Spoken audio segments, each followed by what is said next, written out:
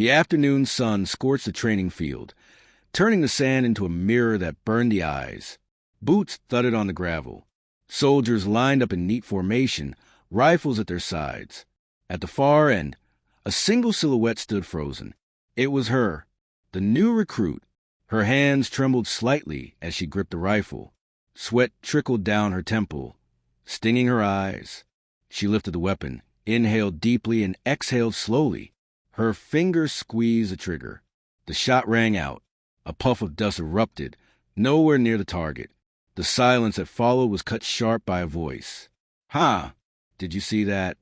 The sergeant's laugh echoed across the field. His voice dripped with mockery. You couldn't hit a barn wall if you were standing inside it. A wave of chuckles rippled through the men.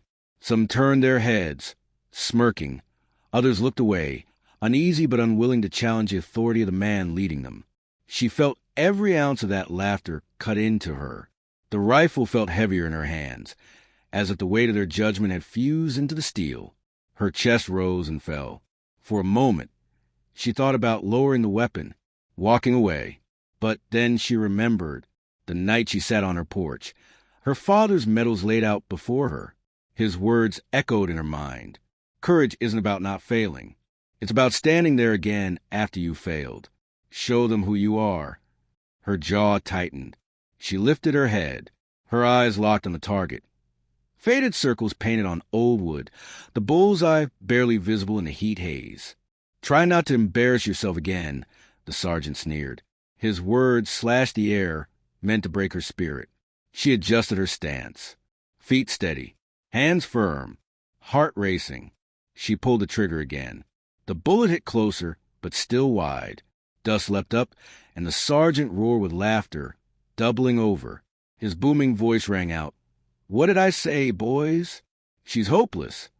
The men around her snickered, louder this time.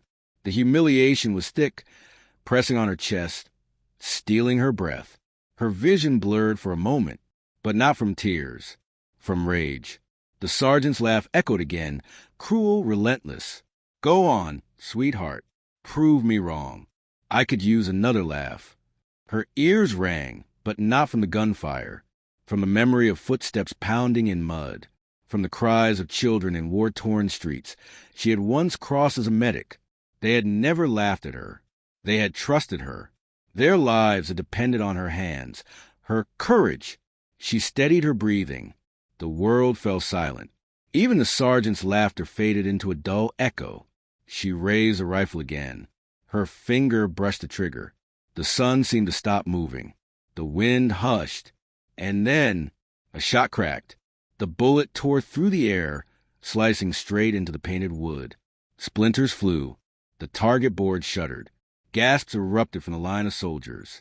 The sergeant's smile faltered for the first time. His mocking eyes narrowed as he stared at the target. It was close, very close, but not enough. She lowered the rifle slowly, her face calm, her chest steady. She turned her head toward the sergeant, meeting his glare with eyes that didn't flinch. For a heartbeat, the field was frozen in silence. Then he laughed again, louder than before. "One lucky shot. Don't fool yourself. You'll never split a bullseye in your life." The men roared in approval, feeding off his scorn. The tension on the field was unbearable, every eye waiting to see if she would crumble under his ridicule. But she didn't move. She didn't speak. She simply reached for another magazine, sliding it into place with a click that cut through the laughter like thunder. Her face was stone, her eyes locked on the target again. The laughter swirled around her like a storm, but inside her chest, a different fire was burning. This time, she was done proving herself. This time, she would show them. The sergeant's smirk lingered, but there was a flicker of something else now, a flicker of doubt. The rifle rose. Her finger curled around the trigger. And then, the sound of the shot exploded again. But what happened next left everyone on the field holding their breath. The muzzle smoke drifted in a thin blue ribbon. The target board vibrated. No one spoke. Gravel crunched under boots as the line leaned forward to see. The sergeant walked out first. His hat brim threw a sharp shadow over his eyes. He stared at the fresh hole in the board. Not center. Close. Too close for the joke he wanted to make without losing face. He turned slowly. His smile returned, thinner now. "Luck again," he said. "Try not to waste our time." She did not answer. She ejected the spent casing and watched it tumble in the light. Ping against the gravel. Her breathing steadied. In. Out. The rifle felt right in her hands now, not heavy, only honest. Private Diaz drifted to her side when the sergeant moved downrange. He kept his voice low. "Front sight crisp. Target fuzzy. Count your breaths.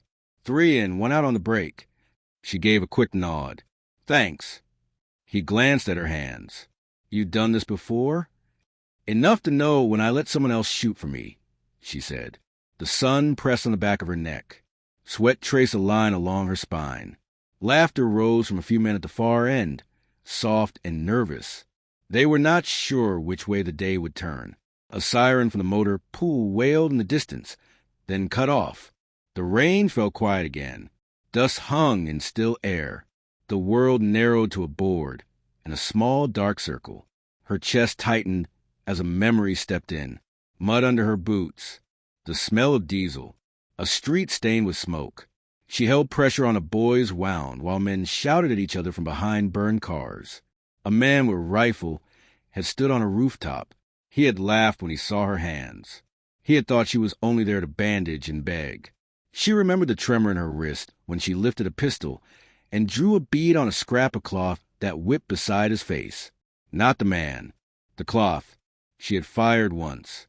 The cloth fell. His eyes went wide. He lowered his weapon. The boy had lived. Back on the range, her shoulders eased. The noise of the memory faded. Only the present mattered. The sergeant returned and planted himself by her elbow. His boots left hard prints in the dust. "You want to stay here, you have to pass," he said. "Miss again, and you clean latrines for a week. Hit the edge of the bowl, and I call it barely acceptable. You touch center, and I might clap for you." He leaned close enough for her to smell the bitter coffee on his breath.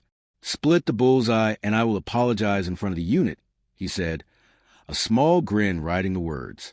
"That will not happen." She lifted her gaze. "Set the terms right. 5 shots, 1 magazine. On your account. If I split center 5 times, you apologize. You also sign off on my range qualification today." Diaz coughed.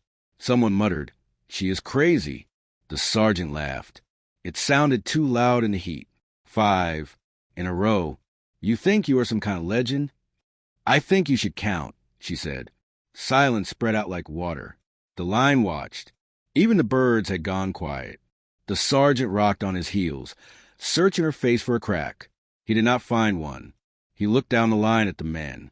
A few looked away. A few stared with wide eyes. The moment had teeth. If he backed down, he lost them. If he agreed, he risked something worse. "Fine," he said. 5 shots. You missed the center once, and the bet is dead. You lose, and you scrub every toilet until I tell you to stop. You win, and I do as you said." He turned to the line. "Eyes front. No talking. Learn what happens when a recruit gets too big for her boots." She checked the rifle. Magazine seated. Charging handle smooth. Chamber clean. She paused and pressed her palm against the stock until it warmed under her skin. She closed her eyes for one breath. The noise of the field faded again. Her father's voice came back, quiet and steady. "Count your heartbeats. Let the world fall off the side. Do not chase the center. Invite it." She opened her eyes. The world sharpened. The sergeant raised his hand. "Shooter ready." "Ready," she said.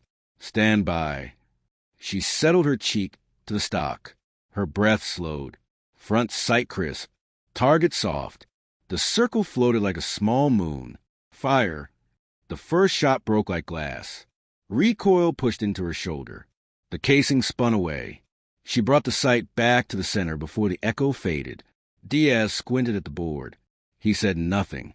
His mouth twitched once, then went still. The sergeant's face did not move.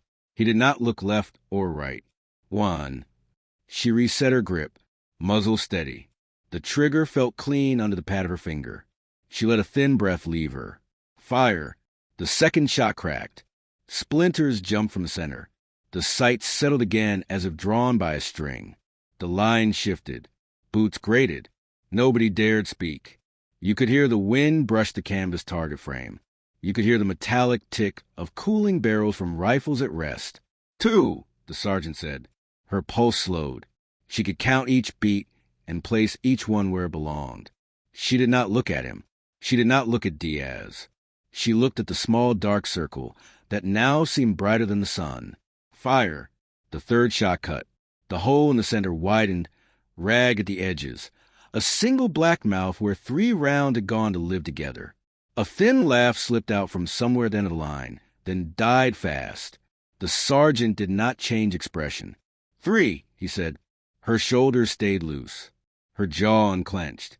Tiny muscles in her forearms stopped shouting. She felt the buttstock as if it were part of the bone. She felt the ground under her boots the way a tree feels earth. She drew in a breath and held it at the top. She let half of it go. Fire! The 4th shot struck home with a flat thud. The hole did not get bigger this time. The bullet had followed the others clean and smooth. Someone whispered, "No way." Diaz's eyes shone. He swallowed and kept his hands at his sides. 4, the sergeant said. His voice was steady. Too steady. His posture had turned hard, not relaxed, as if he were bracing for a wave. She let the barrel drop a fraction, then lifted it again in one smooth arc. Her finger was light, almost absent. The field smelled like hot metal and old rain. The world felt very small. Just her and a circle that welcomed her home. The sergeant's hand hovered. He did not need to say it, but he did, because rules were rules. Fire! She took up the slack. The trigger froze under a sudden shout from behind the berm. A truck door slammed. Boots pounded on concrete. The range master strode in with a folder tucked under his arm and a face that looked carved from stone. 2 officers followed him. Brass glinted on their collars. "Halt that string," the range master barked. "We have business on this line." The sergeant dropped his hand. The moment shattered. The recruit kept the rifle steady. Her breath held. The last shot sat in the small space between now and forever. The range master stopped in front of them. He looked at the target. He looked at her. Then he looked at the sergeant, and his eyes held a message no one else could read. "Sergeant," he said, "new orders. Effective today." The line waited. The sun pressed down. The wind picked up a thin sheet of dust and laid it across their boots. What orders? And who were they for? The sergeant's jaw flexed as the range master handed him the folder. His fingers gripped it tighter than necessary. The men watched, tense, waiting for the laughter to return, waiting for the mockery to cover what had almost happened. But no laughter came. The sergeant flipped open the folder. His eyes scanned the words.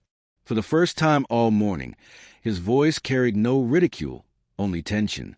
"Recruit Carter," he said slowly, "you've been reassigned." A ripple of surprise ran through the line. Diaz shifted, whispering under his breath, "Reassigned? In the middle of qualification?" Carter kept the rifle steady in her hands. Her eyes locked on the sergeant. "What kind of reassignment?" she asked. The range master's voice cut like steel. "Effective immediately. You're ordered to report to forward command. A team is waiting." The silence after those words felt heavier than any gunfire. Forward command was not where recruits went. Not after a week. Not after missing shots. The sergeant slammed the folder shut. His tone hardened, but his eyes betrayed something else. Fear, maybe, or disbelief. This is a joke. She's not ready. The range master's gaze sharpened. Orders from above. This comes from the top. Higher than you, or me. The men in line exchanged glances. Some frowned, others whispered. A recruit taken mid-training by top orders? None of it made sense. The sergeant stepped closer to her, lowering his voice but not enough to escape the ears around them. "You don't even know what game you're being pulled into," he said. "Don't think your little streak on the range fooled anyone." Carter met his stare. Her voice stayed calm, but inside her chest her pulse thumped like war drums. "Then why are they sending me?" He didn't answer. The range master checked his watch. Vehicles waiting. Grab your gear. Your wheels up in 10. The men parted like water as she slung her rifle over her shoulder and walked off the line. Their eyes followed her every step. Some with awe, some with doubt, some with fear. Diaz muttered as she passed. Split the bullseye later. Prove them all wrong. The sergeant barked at the line, forcing their eyes away, but his voice cracked with an edge it hadn't before. Back to positions. No more circus. Carter walked toward the waiting Jeep. Dust rose around the tires. The driver sat stiff, eyes forward, engine running. She climbed in, her gear rattling against the metal floor. The range master leaned on the door, his voice lowered so only she could hear. You'll be tested harder than today. Don't let them break you. Before she could answer, he tapped the roof, and the Jeep lurched forward, leaving the laughter, the heat, and the splintered target behind. The road stretched ahead, lined with chain-link fences and watchtowers. She gripped the strap above her seat, her mind racing. Why her? Why now? And what mission could pull a recruit straight from the range? As the Jeep rolled toward a hangar at the far edge of the base, the engine's roar drowned out her thoughts. The hangar doors creaked open. Inside stood a small group of figures, their uniforms darker, their patches unmarked. One of them stepped forward. A woman with eyes sharp as broken glass. Her voice cut through the air before Carter's boots hit the floor. You're late. Carter froze. The driver shifted uneasily. Who are you? Carter asked. The woman smirked. The question is, who are you really? The hangar doors groaned as they shut, sealing out the sun and locking in the silence. And in that silence, Carter felt the weight of something she hadn't expected. This wasn't training anymore. This was war. The hangar smelled of oil and iron.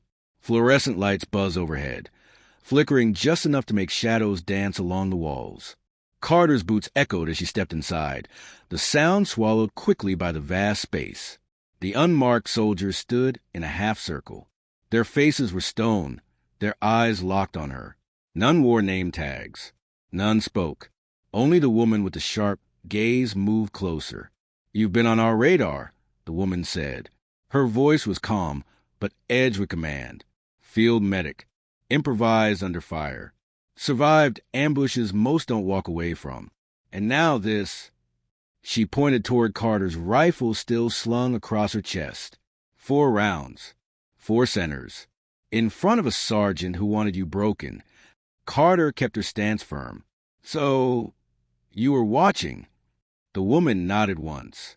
We watch everyone, but only a few are in a call. Carter's chest tightened. She wanted to ask why her, why now? But before the words could form, another soldier stepped forward, his voice low and gravelly. Orders say she's in, whether she knows it or not. The woman's eyes flickered toward him, then back to Carter. You're being pulled into Shadow Unit, she said. Black Ops. Missions that don't exist on paper. You'll answer to no sergeant, only command. The words hung heavy, pressing the air around her.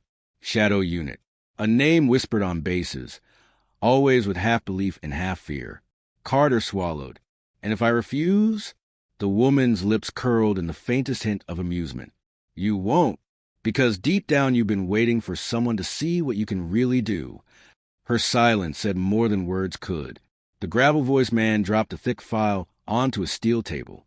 Photos slid out, grainy images of armed men, burning convoys, and civilians herded under rifle barrels.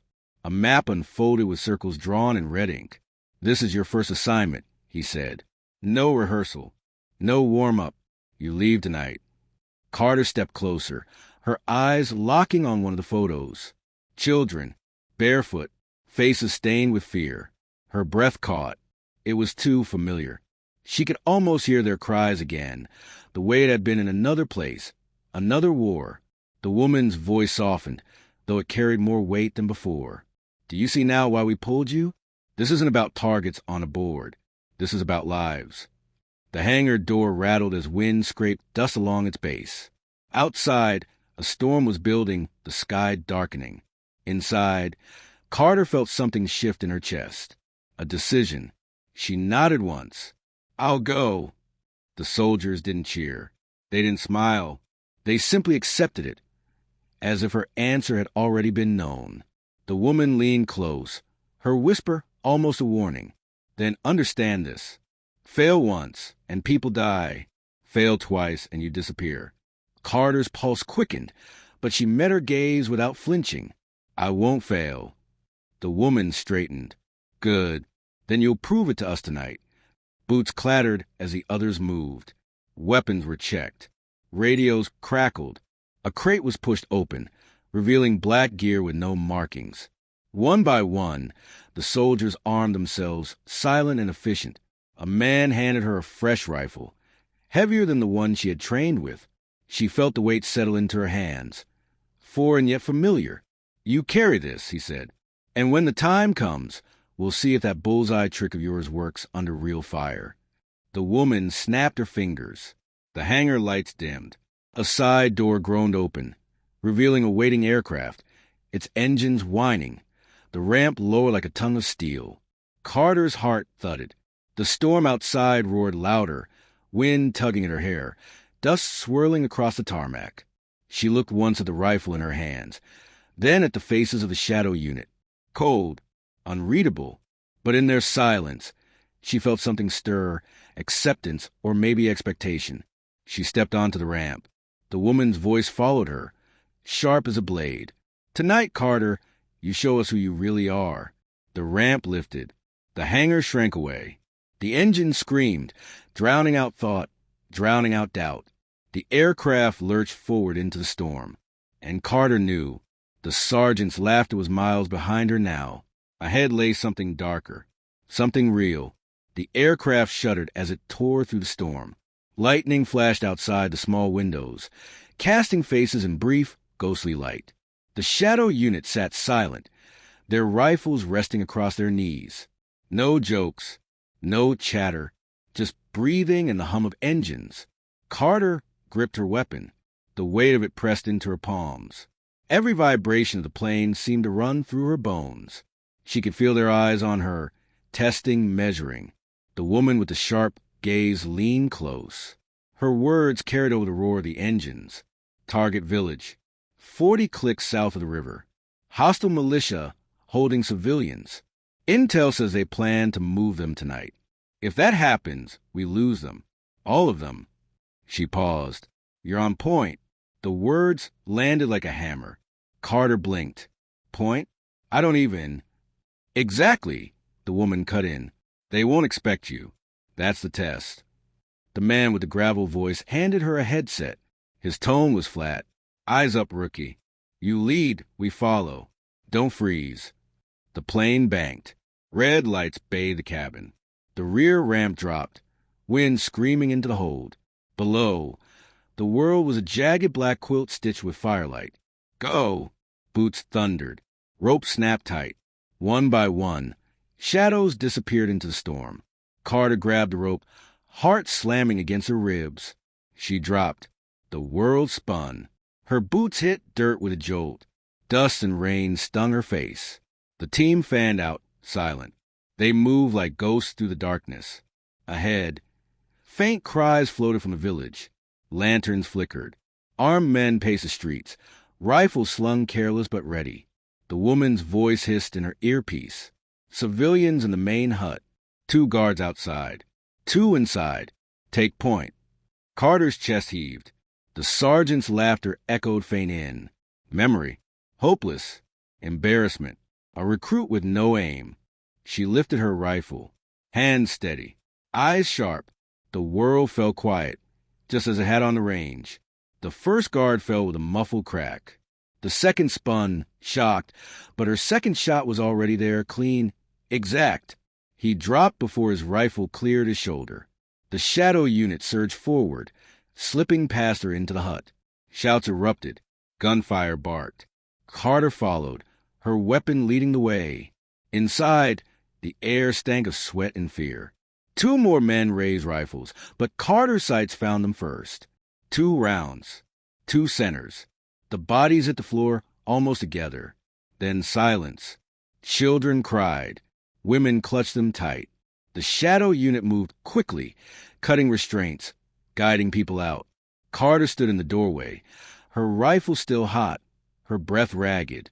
The woman brushed past her, eyes sharp even in the dim. She spoke in a voice low enough only Carter could hear. 4 shots, 4 centers, just like the range. Do you know what comes next? Carter swallowed hard. Her finger brushed the trigger. 1 more. Outside, headlights flared. A truck roared to life at the far edge of the village. Gunfire sparked from its bed. Bullets chewed into walls, the air alive with snapping metal. Carter dropped to one knee, sight snapping into place. The world narrowed. The storm, the screams, the firelight, all gone. Only the truck, only the marks painted by muzzle flash. She fired once. The bullet split the windshield, tearing through the driver's skull. The truck veered, slammed into a wall, and erupted in flame. The shadow unit froze for a beat, then turned to her. Even the gravel-voiced man's eyes widened. The woman gave the faintest nod. Carter rose slowly, smoke curling around her. For the first time, the silence wasn't filled with laughter. It was filled with respect. The civilians were let out into the storm, into waiting vehicles. The mission was alive. The shadow unit had seen her, tested her. The woman stepped close, her whisper cutting through the crackle of fire. 5 bullseyes. Under fire. You're one of us now. Carter exhaled, her rifle still warm. The sergeant's laughter was gone, erased by the echoes of shots that would not be forgotten. But as the flames rose higher, she wondered, how many more bullseyes would it take before she lost herself in the shadows forever?